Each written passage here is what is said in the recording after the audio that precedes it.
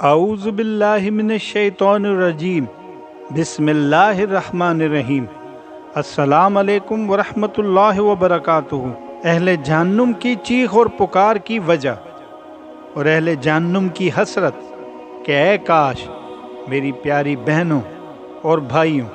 اللہ تعالیٰ سورہ فاطر آیت نمبر 37 میں فرماتا ہے، اور وہ اہل دوزخ میں چیخ اور پکار مچائیں گے کہ اے ہمارے رب، ہم کو اس آگ سے نکال لے، ہم اچھے کام کریں گے برخلاف ان گناہوں کے کاموں کے جو کیا کرتے تھے۔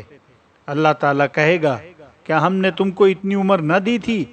جس کو سمجھنا ہوتا وہ سمجھ سکتا، اور تمہارے پاس ڈرانے والا رسول بھی پہنچا تھا، سو مزہ چکھو کہ ایسے ظالموں کا کوئی مددگار نہیں۔ اور سورۃ الاحزاب میں اللہ تعالیٰ فرماتے ہیں آیت نمبر 66 میں، اس آخرت کے دن ان کے چہرے آگ میں الٹ پلٹ کیے جائیں گے، حسرت و افسوس سے کہیں گے کہ کاش ہم اللہ تعالیٰ اور اس کے رسول کی اطاعت کرتے، اور کہیں گے اے ہمارے رب، ہم نے اپنے سرداروں، اپنے بڑوں کی مانی جنہوں نے ہمیں سیدھے راستے سے بھٹکا دیا۔ پروردگار تو انہیں یعنی ہمارے بڑوں اور سرداروں کو دگنا عذاب دے اور ان پر بہت بڑی لعنت نازل فرما۔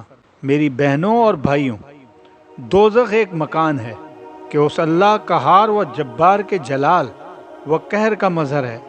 جس طرح اللہ تعالیٰ کی رحمت و نعمت کی انتہا نہیں کہ انسانی خیالات و تصورات جہاں تک پہنچیں، اسی طرح اس کے غضب و قہر کی بھی کوئی حد نہیں۔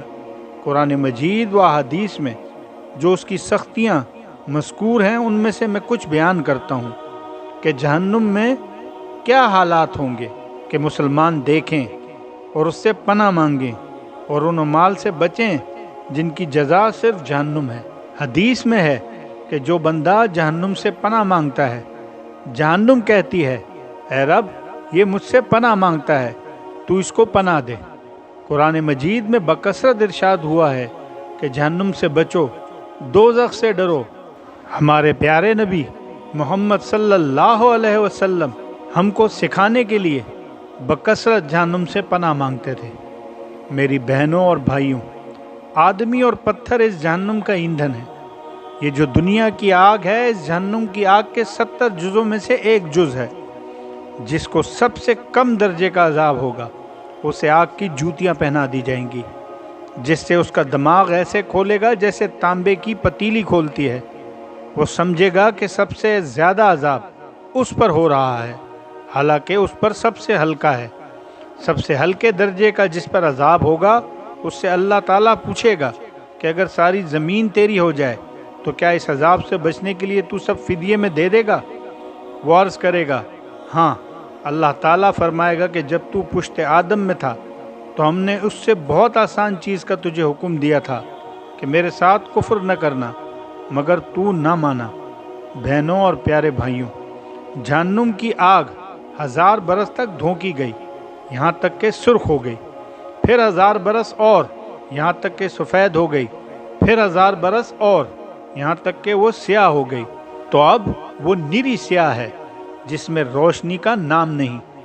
جبرائیل علیہ السلام نے نبی صلی اللہ علیہ وسلم سے قسم کھا کر عرض کی کہ اگر جہنم سوئی کے ناکے کے برابر کھول دی جائے تو تمام زمین والے سب کے سب اس کی گرمی سے مر جائیں، اور قسم کھا کر کہا کہ اگر جہنم کا کوئی دروغہ اہل دنیا پر ظاہر ہو یعنی دنیا میں آ جائے تو زمین کے رہنے والے تمام کے تمام اس کی ہیبت دہشت سے مر جائیں۔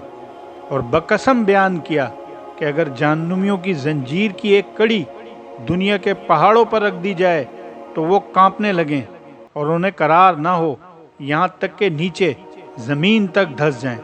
یہ دنیا کی آگ جس کی گرمی اور تیزی سے کون واقف نہیں کہ بعض موسم میں تو اس کے قریب جانا بھی بہت مشکل ہوتا ہے، پھر بھی یہ آگ اللہ سے دعا کرتی ہے کہ اسے جہنم میں پھر نہ لے جائے، مگر تعجب ہے انسان سے کہ جہنم میں جانے کا کام کرتا ہے اور اس آگ سے نہیں ڈرتا جس سے آگ بھی ڈرتی ہے اور پناہ مانگتی ہے۔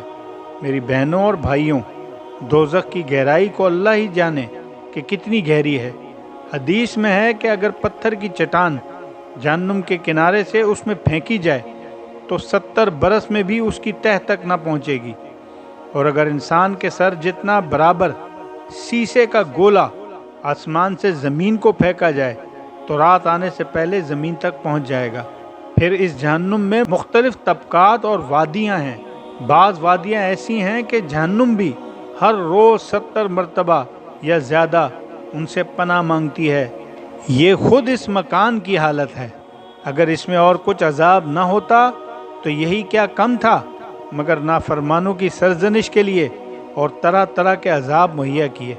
لوہے کی ایسی باری گزدوں سے فرشتے ماریں گے کہ اگر کوئی گزر زمین پر رکھ دیا جائے تو تمام جن و انس جمع ہو کر اس کو نہیں اٹھا سکتے۔ بختی اونٹ کی گردن برابر بچھو اور جانے کس قدر بڑے سانپ کہ اگر ایک مرتبہ کاٹ لیں تو اس کی سوزش، درد، بے چینی 1000 برس تک رہے گی۔ تیل کی جلی ہوئی تلچھٹ کہ مسل سخت کھولتا پانی پینے کو دیا جائے گا کہ منہ کے قریب ہوتے ہی اس کی تیزی سے چہرے کی کھال گر جائے گی، سر پر گرم پانی بہایا جائے گا، جہنمیوں کے بدن سے جو پیپ بہے گی وہ پلائی جائے گی، خاردار توہڑ کھانے کو دیا جائے گا۔ وہ ایسا ہوگا کہ اگر اس کا ایک قطرہ دنیا میں آئے تو اس کی سوزش و بدبو تمام اہل دنیا کی معیشت برباد کر دے، اور وہ گلے میں جا کر پھندا ڈالے گا۔ اس کے اتارنے کے لیے پانی مانگیں گے، ان کو وہ کھولتا ہوا پانی دیا جائے گا کہ منہ کے قریب آتے ہی منہ کی ساری کھال گل کر اس میں گر پڑے گی، اور پیٹ میں جاتے ہی آنتوں کو ٹکڑے ٹکڑے کر دے گا، اور وہ آنتیں شوربے کی طرح بہہ کر قدموں کی طرف نکلیں گے۔ پیاس اس بلا کی ہوگی کہ اس پانی پر ایسے گریں گے جیسے پیاس کے مارے ہوئے اونٹ۔ پھر نافرمان جان سے عاجز آ کر باہم مشورہ کر کے مالک علیہ السلام دروغ جہنم کو پکاریں گے کہ اے مالک، تیرا رب ہمارا قصہ تمام کر دے۔ مالک علیہ السلام 1000 برس تک جواب نہ دیں گے۔ 1000 برس کے بعد فرمائیں گے کہ مجھ سے کیا کہتے ہو؟ اس سے کہو جس کی نافرمانی کی ہے۔ 1000 برس تک رب العزت کو اس کی رحمت کے ناموں سے پکاریں گے، وہ 1000 برس تک جواب نہ دے گا۔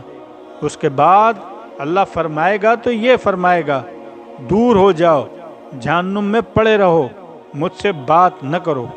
اس وقت کفار ہر قسم کی خیر سے نا امید ہو جائیں گے۔ وہ گدھے کی آواز کی طرح چلا کر روئیں گے۔ ابتدائے آنسو نکلے گا، جب آنسو ختم ہو جائیں گے تو خون روئیں گے۔ روتے روتے گالوں میں خندقوں کی مثل گھڑے پڑ جائیں گے۔ رونے کا خون اور پیپ اس قدر ہوگا کہ اگر اس میں کشتیاں ڈالی جائیں تو چلنے لگیں۔ پیاری بہنوں اور پیارے بھائیوں، اس جہنم سے بچنے کا ایک ہی طریقہ ہے کہ اللہ اور اس کے رسول کی اطاعت کریں اور تمام فرقہ پرستی کو چھوڑ کر قرآن و سنت پر جمع ہو جائیں۔ اللہ ہم پر رحم فرمائے، آمین یا رب العالمین۔